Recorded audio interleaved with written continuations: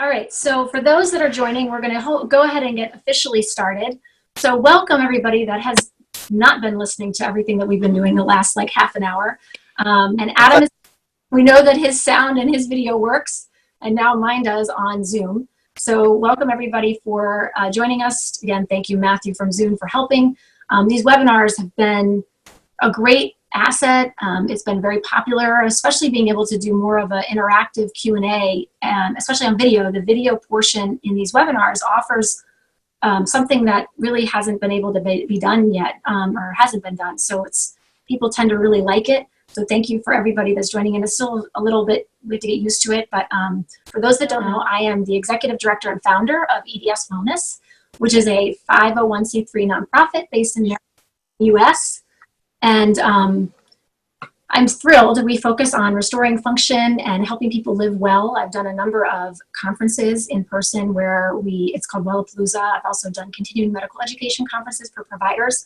But since our focus is on living well and restoring function, I'm so thrilled to have Adam from the UK join us, as Adam is the Fibro Guy who has done amazing work with clients in the UK. So I'm just excited and thrilled to have Adam here. He can tell about his story and how he got started, and his success stories with his clients have been quite amazing. Literally bringing me to tears so many times. It's everything that I ever wanted to know and validate within myself, but also for others. And I'm thrilled that he's here to share it, tell a little bit about his background, how he works with people. And of course, he's in the UK, I'm here in the US. So there's many of us that would love to know, like, if we don't have somebody to work with like Adam, what do we do? Adam has also done a lot to help support the conferences like Wellapalooza that I've done before, where he's sent videos and different things. So it's been a few years that we've been loosely, no pun intended, working together. And I'm just thrilled to have him here speak. So thank you, Adam. Anytime.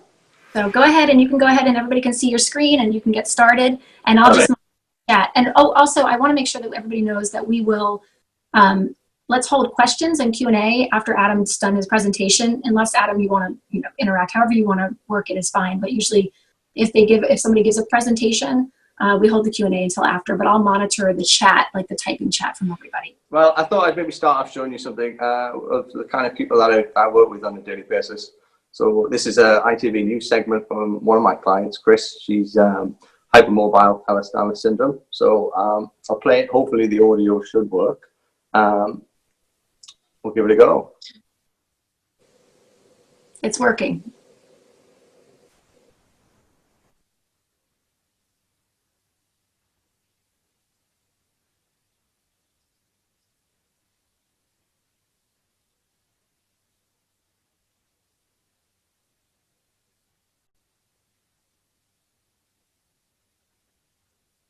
We can't hear the audio on the video, but we can see it.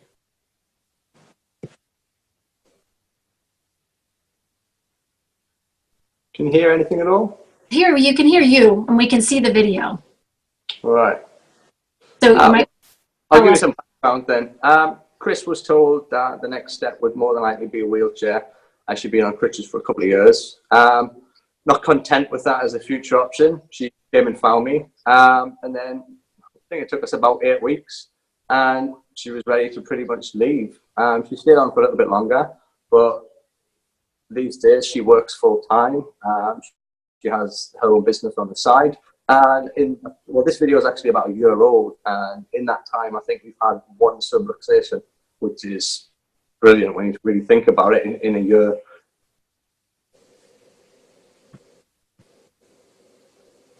Right. So she came and found you. Yeah, she came and found me. This is another one of my clients, Lisa. A lot of the time when people come in, they come in with fibromyalgia, and about 60% of people who come in with just a fibromyalgia diagnosis are actually hypermobile. And the sheer amount of people I've sent back to rheumatology with regards to inquiring about hypermobility diagnosis is absolutely insane. I know we class things like Ehlers-Danlos syndrome as rare diseases. However, it's definitely not rare. You can see it pretty much everywhere. I think more so rarely diagnosed than rare disease. So Lisa came in. Her story is quite unusual actually, because she was finishing work one day and she went into her work locker and a kind of hairspray hit her on the head. She developed neck problems and then burning pain that went into her arms and eventually her leg, and then she ended up on sticks and eventually in a wheelchair. As you can see on the right, it's quite different these days. Kate, another one of my hypermobile, she'd had a limp for a good year and a half. By the end of her strength training without the subluxations. Right, a couple of press articles in the past. Lauren, she'd had quite a lot of dramas with her hips. She's more than happy to go surfing now without fear of subluxation. And again, these are all kind of things that are doable for people. I know a lot of people, especially in the US, Kendra, you guys don't really have great access to physical therapy or PT because you don't have like a national health service like we do. So kind of today, I just want to kind of debunk some myths that surround a lot of kind of hypermobility in general and kind of show people that there's actually a lot of things people can do for themselves. Everybody on board? I think that sounds good. There's a fair few to get through, so. Yeah, well, good. Go ahead. We're excited. Right, well, the first thing I like to talk about is I call it the guru trap. It's something that people get stuck in and they find it very hard to get out. I got stuck in it. And by guru trap, I mean, you rely on everybody else and we go and see the posture specialist or we go and see the leading osteopath and we kind of rely on other people. That's why I'm not a massive fan of things like manual therapy because it doesn't really teach self-efficiency. It's more of a passive therapy. And we've got tons of research that shows that when a patient or a client is actively involved in their treatment, they have a much better outcome.